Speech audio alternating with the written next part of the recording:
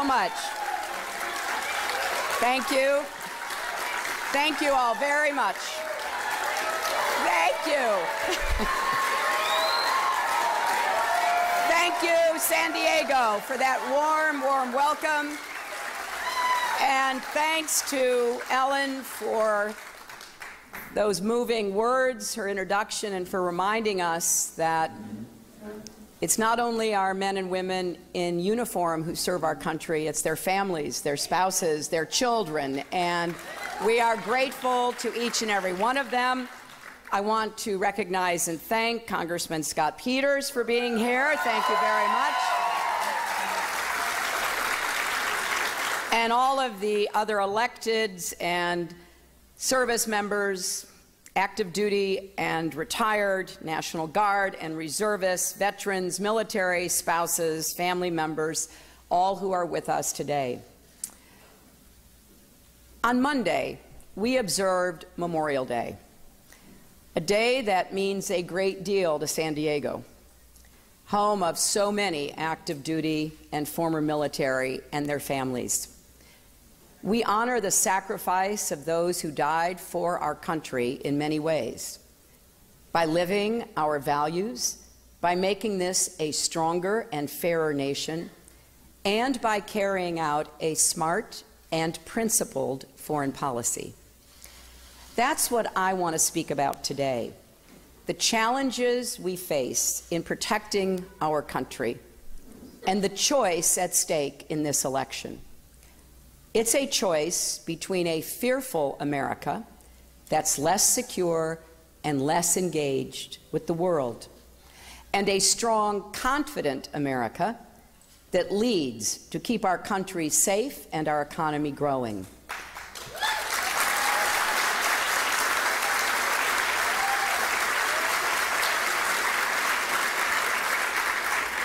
As Secretary of State, Senator, and First Lady, I had the honor of representing America abroad and helping shape our foreign policy at home.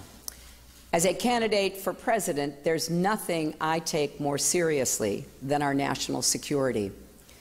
I've offered clear strategies for how to defeat ISIS, strengthen our alliances, and make sure Iran never gets a nuclear weapon. And I'm going to keep America's security at the heart of my campaign.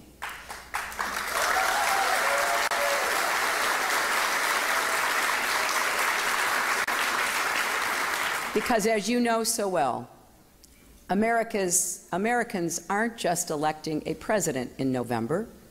We're choosing our next commander-in-chief, the person we count on to decide questions of war and peace, life and death.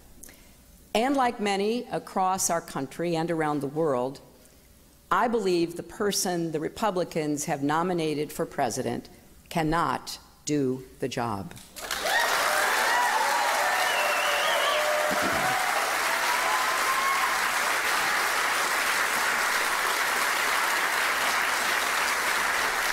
Donald Trump's ideas aren't just different, they are dangerously incoherent.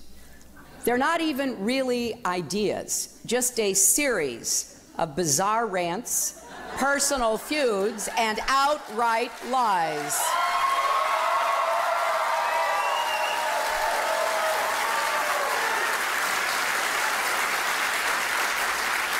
He is not just unprepared. He is temperamentally unfit to hold an office that requires knowledge, stability, and immense responsibility.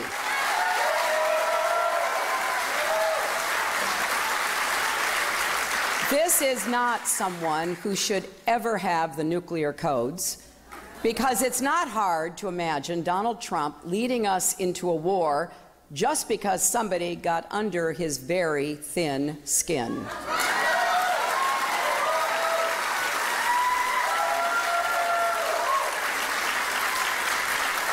We cannot put the security of our children and grandchildren in Donald Trump's hands. We cannot let him roll the dice with America. This is a man who said that more countries should have nuclear weapons, including Saudi Arabia. This is someone who has threatened to abandon our allies in NATO, the countries that work with us to root out terrorists abroad before they strike us at home. He believes we can treat the U.S. economy like one of his casinos and default on our debts to the rest of the world, which would cause an economic catastrophe far worse than anything we experienced in 2008.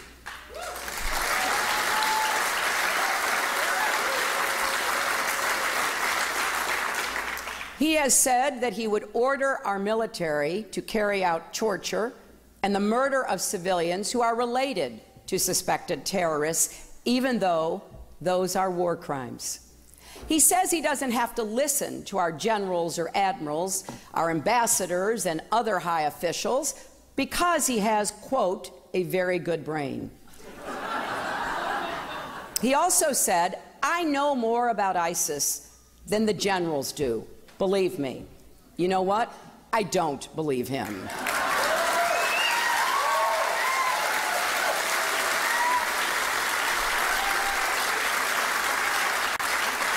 He says climate change is a hoax invented by the Chinese. And he has the gall to say that prisoners of war like John McCain aren't heroes.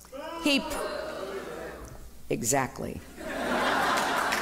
He praises dictators like Vladimir Putin and picks fights with our friends, including the British Prime Minister, the Mayor of London, the German Chancellor, the President of Mexico, and the Pope.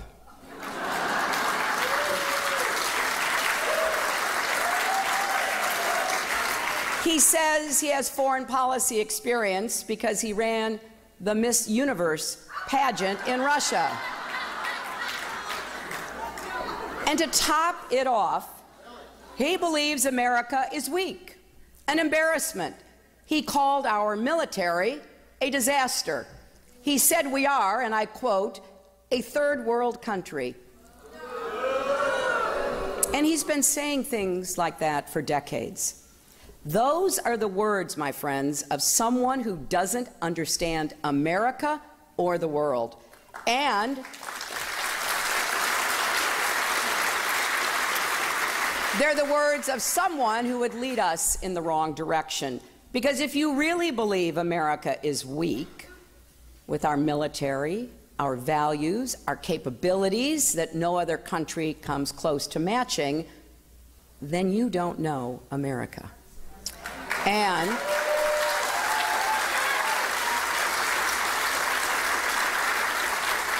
you certainly don't deserve to lead it. That's why, even if I weren't in this race, I'd be doing everything I could to make sure Donald Trump never becomes president, because I believe he will take our country down a truly dangerous path. Unlike him, I have some experience with the tough calls and the hard work of statecraft. I wrestled with the Chinese over a climate deal in Copenhagen, brokered a ceasefire between Israel and Hamas, negotiated the reduction of nuclear weapons with Russia, twisted arms to bring the world together in global sanctions against Iran, and stood up for the rights of women, religious minorities, and LGBT people around the world.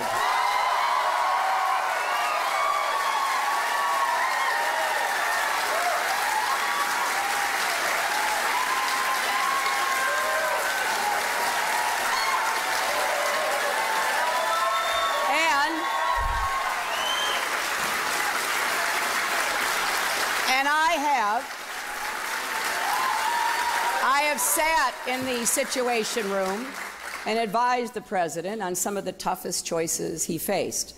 So I'm not new to this work, and I'm proud to run on my record, because I think the choice before the American people in this election is clear. I believe in strong alliances, clarity in dealing with our rivals, and a rock-solid commitment to the values that have always made America great. And I believe with all my heart that America is an exceptional country, that we're still, in Lincoln's words, the last best hope of Earth. We are not a country that cowers behind walls. We lead with purpose, and we prevail. And if America doesn't lead, we leave a vacuum, and that will either cause chaos or other countries will rush in to fill the void. Then they'll be the ones making the decisions about your lives and jobs and safety, and trust me, the choices they make will not be to our benefit. That is not an outcome we can live with. As I see it, there are some important things our next president must do to secure American leadership and keep us safe and our economy growing in the years ahead. These are all areas in which Donald Trump and I profoundly disagree, and they are all critical to our future.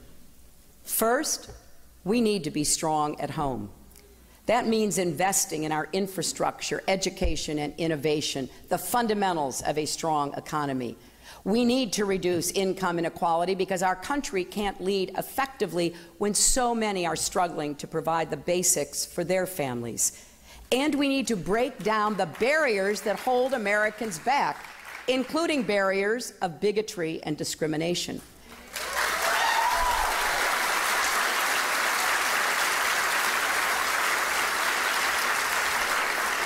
Compare that with what Trump wants to do. His economic plans would add more than $30 trillion, that's trillion with a T, $30 trillion to our national debt over the next 20 years. He has no ideas on education, no ideas on innovation. He has a lot of ideas about who to blame, but no clue about what to do.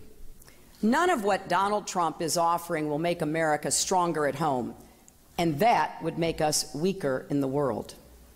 Second, we need to stick with our allies. America's network of allies is part of what makes us exceptional, and our allies deliver for us every day.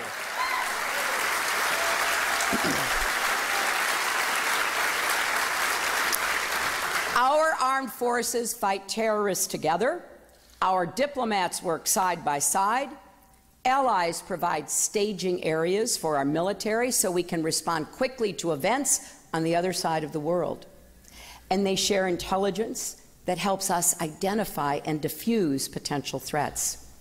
Take the threat posed by North Korea, perhaps the most repressive regime on the planet, run by a sadistic dictator who wants to develop long-range missiles that could carry a nuclear weapon to the United States.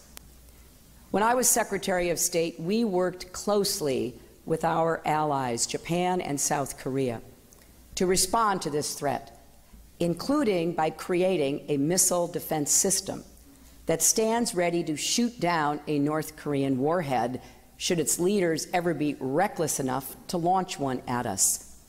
The technology is ours. Key parts of it are located on Japanese ships. All three countries contributed to it, and this month, all three of our militaries will run a joint drill to test it. That's the power of allies.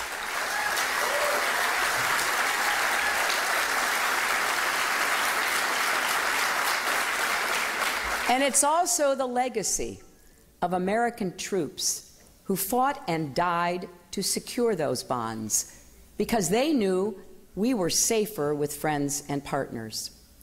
Now, Moscow and Beijing are deeply envious of our alliances around the world because they have nothing to match them. They'd love for us to elect a president who would jeopardize that source of strength.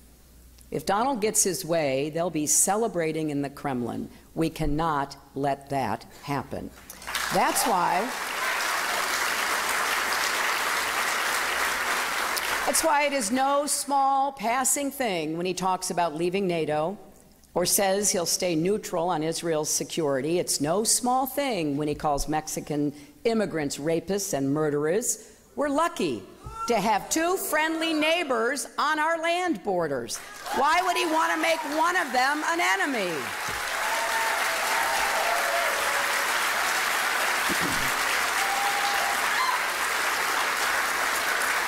And it's no small thing when he suggests that America should withdraw our military support for Japan, encourage them to get nuclear weapons. And he said this about a war between Japan and North Korea, and I quote, "If they do, they do. Good luck. Enjoy yourself, folks." I wonder if he even realizes he's talking about nuclear war. Yes, our friends need to contribute their fair share. I made that point long before Donald Trump came onto the scene, and a number of them have increased their defense spending. The real debate here is whether we keep those alliances strong or cut them off. What he says would weaken our country. Third, we need to embrace all the tools of American power, especially diplomacy and development, to be on the front lines solving problems before they threaten us at home. Diplomacy is often the only way to avoid a conflict that could end up exacting a much greater cost. It takes patience, persistence, and an eye on the long game, but it's worth it. Take the nuclear agreement with Iran. When President Obama took office, Iran was racing toward a nuclear bomb. Some called for military action, but that could have ignited a broader war that could have mired our troops in another Middle Eastern conflict. President Obama chose a different path, and I got to work leading the effort to impose crippling sanctions. We brought Iran to the table, we began talks, and eventually we reached an agreement that should block every path for Iran to get a nuclear weapon.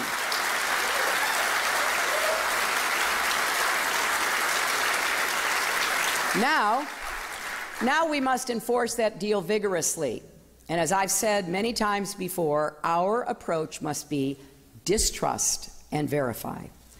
The world must understand that the United States will act decisively if necessary, including with military action to stop Iran from getting a nuclear weapon. In particular, Israel's security is non-negotiable. They're our closest ally in the region, and we have a moral obligation to defend them.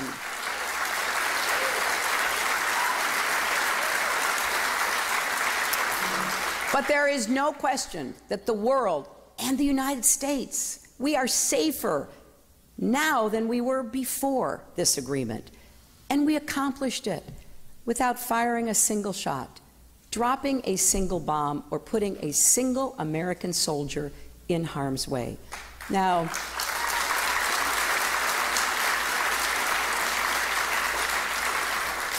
Donald Trump says we shouldn't have done the deal. We should have walked away. But that would have meant no more global sanctions and Iran resuming their nuclear program and the world blaming us. So then what? War? Telling the world, good luck, you deal with Iran? Of course, Trump doesn't have answers to those questions. Donald Trump doesn't know the first thing about Iran or its nuclear program. Ask him. It'll become very clear very quickly.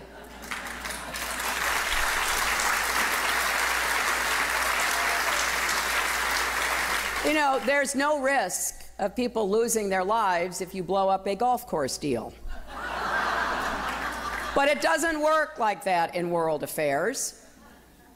Just like being interviewed on the same episode of 60 Minutes as Putin was, is not the same thing as actually dealing with Putin. So the stakes in global statecraft are infinitely higher and more complex than in the world of luxury hotels. We all know the tools Donald Trump brings to the table: bragging, mocking, composing nasty tweets. I'm willing to bet he's writing a few right now.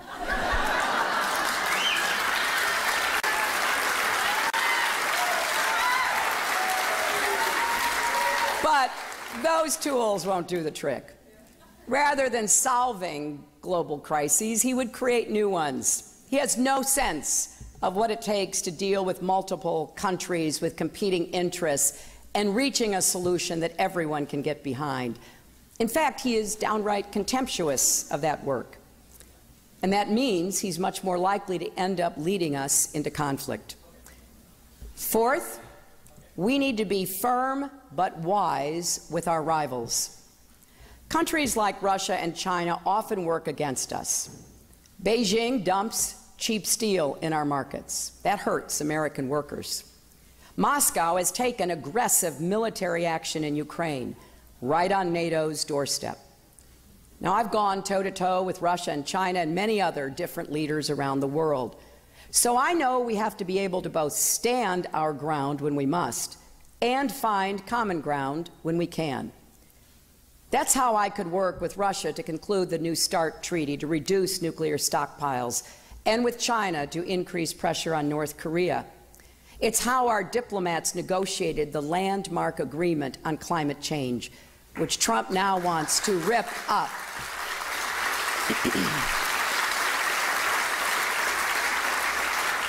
The key was never forgetting who we were dealing with. Not friends or allies, but countries that share some common interests with us amid many disagreements. Donald doesn't see the complexity. He wants to start a trade war with China. And I understand a lot of Americans have concerns about our trade agreements. I do too. But a trade war is something very different.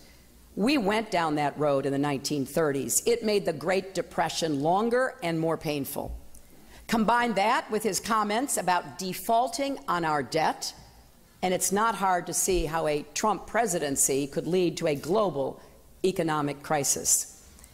And I have to say, I don't understand Donald's bizarre fascination with dictators and strongmen who have no love for America. He praised China for the Tiananmen Square massacre. He said it showed strength. He said you've got to give Kim Jong-un credit for taking over North Korea, something he did by murdering everyone he saw as a threat, including his own uncle, which Donald described gleefully like he was recapping an action movie. And he said if he were grading Vladimir Putin as a leader, he'd give him an A.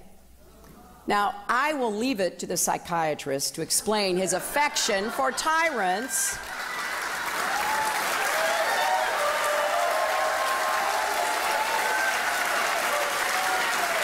I just wonder how anyone could be so wrong about who America's real friends are. Because it matters.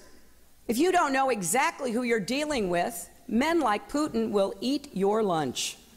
Now, fifth, we need a real plan for confronting terrorists. As we saw 6 months ago in San Bernardino, the threat is real and urgent. Over the past year, I've laid out my plans for defeating ISIS. We need to take out their strongholds in Iraq and Syria by intensifying the air campaign and stepping up our support for Arab and Kurdish forces on the ground. We need to keep pursuing diplomacy to end Syria's civil war and close Iraq's sectarian divide, because those conflicts are keeping ISIS alive. We need to lash up with our allies and ensure our intelligence services are working hand in hand to dismantle the global network that supplies money, arms, propaganda, and fighters to the terrorists. And we need to win the battle in cyberspace.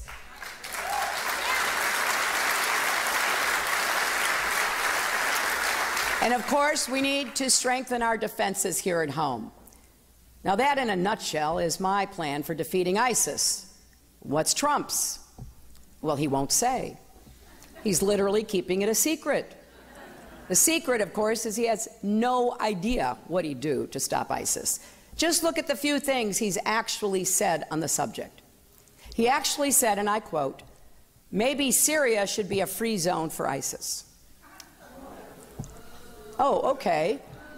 Let a terrorist group have control of a major country in the Middle East. Then he said we should send tens of thousands of American ground troops to the Middle East to fight ISIS. He also refused to rule out nuclear weapons against ISIS, which would mean mass civilian casualties. It's clear he doesn't have a clue what he's talking about, so we can't be certain which of these things he would do. But we can be certain that he's capable of doing any or all of them. Letting ISIS run wild, launching a nuclear attack, starting a ground war. These are all distinct possibilities with Donald Trump in charge. And through all his loose talk, there's one constant theme: demonizing Muslims and playing right into the hands of ISIS. His proposal to ban 1.5 billion Muslims from even coming to our country doesn't just violate the religious freedom our country was founded on. It's a huge propaganda victory for ISIS, and it alienates the very countries we need to help us win in this fight. A Trump presidency would embolden ISIS.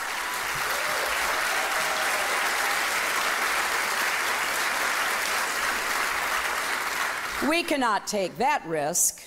This isn't reality television. This is actual reality.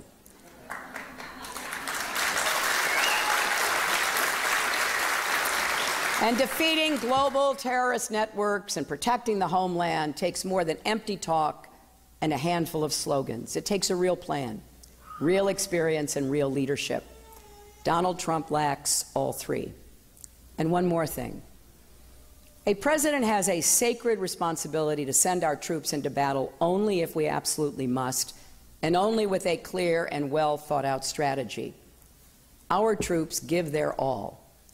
They deserve a commander-in-chief who knows that. I've worked side by side with generals and admirals and visited our troops in theaters of war. I've fought for better health care for National Guard, better services for our veterans, more support for our Gold Star families. We cannot put the lives of our young men and women in uniform in Donald Trump's hands. Now, sixth, we need to stay true to our values. Trump says over and over again, the world is laughing at us. He's been saying this for decades. He didn't just start this year.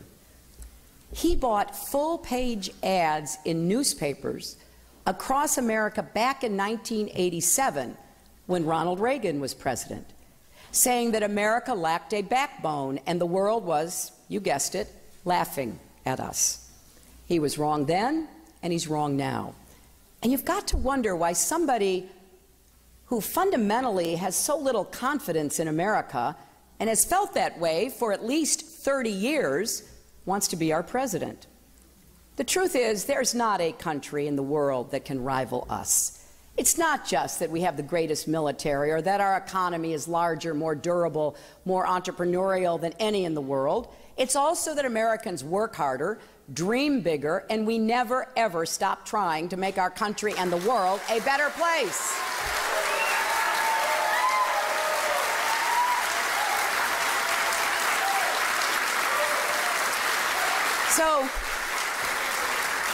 So it really matters that Donald Trump says things that go against our deepest held values. It matters when he says he'll order our military to murder the families of suspected terrorists. During the raid to kill bin Laden, when every second counted, our SEALs took the time to move the women and children in the compound to safety. Donald Trump may not get it, but that's what honor looks like.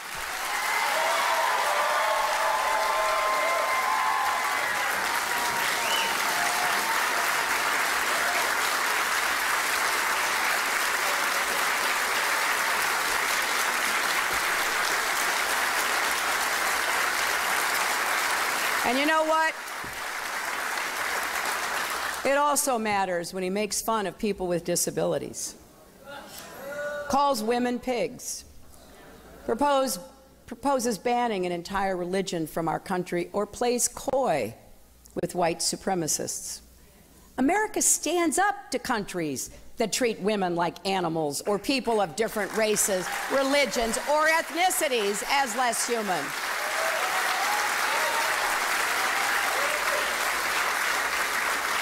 What happens to the moral example we set for the world and for our own children if our president engages in bigotry?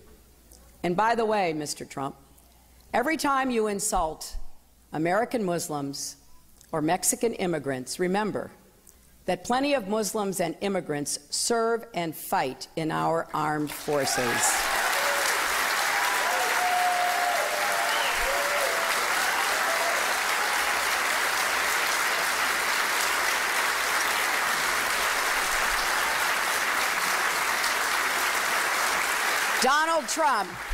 Donald Trump could learn something from them.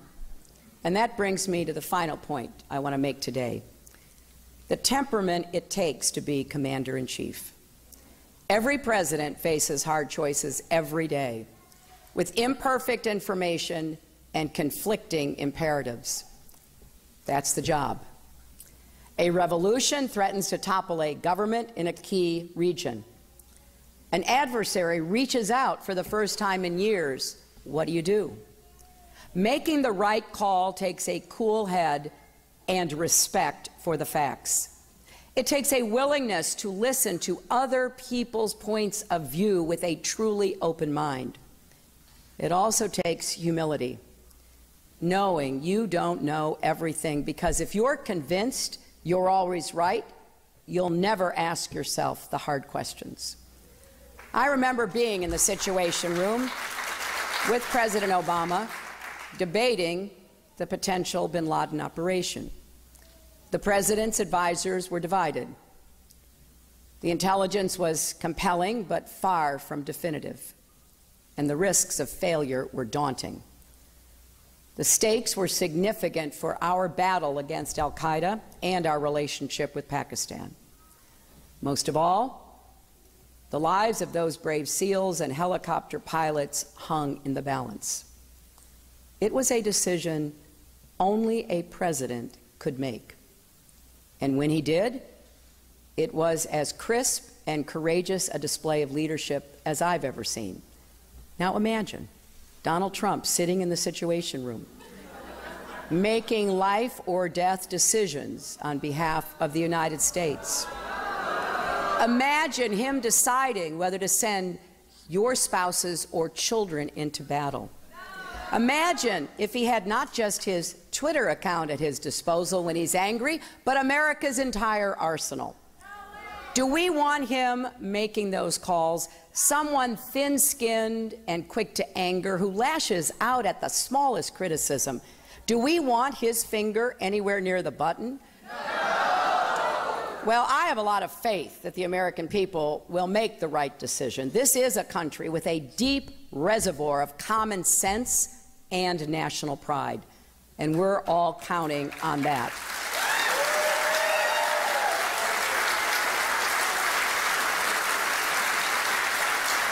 Because making Donald Trump our commander-in-chief would be a historic mistake, and it would undo so much of the work that Republicans and Democrats alike have done over many decades to make America stronger and more secure.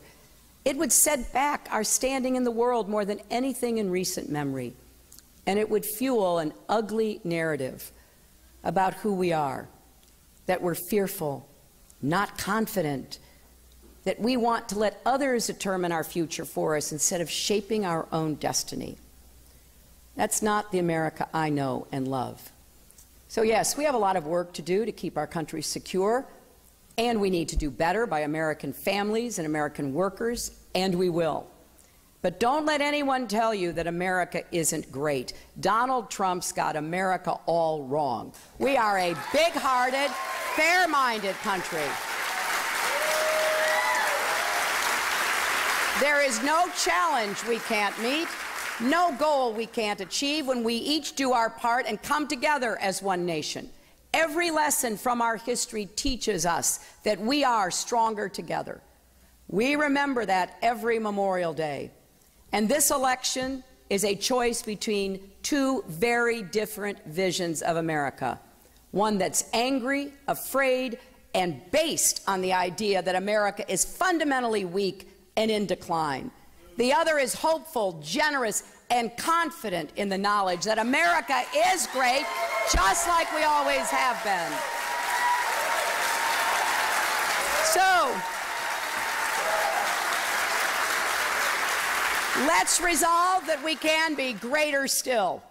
That is what I believe in my heart.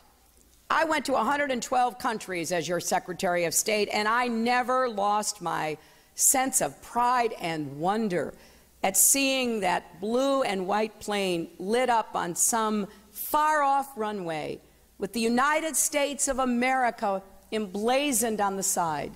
That plane, those words, our country, represents something special, not just to us, but the world. It represents freedom, hope, and opportunity. I love this country, and I know you do too. It's been an honor and a privilege to serve America, and I'm going to do everything I can to protect our nation and make sure we never lose sight of how strong we really are. Thank you all very much.